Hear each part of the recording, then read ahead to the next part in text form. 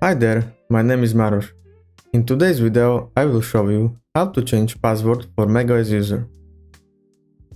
Start by opening Apple menu. System settings. Search for users and groups.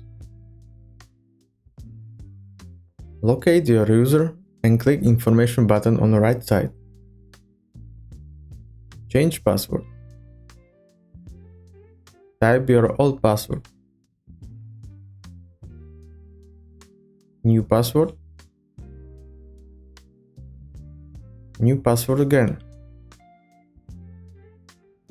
Additionally, you can write password hint. Click change password. OK, and you are done. Your password is valid immediately. For more macOS tutorials, please check my playlist macOS. Thanks for watching.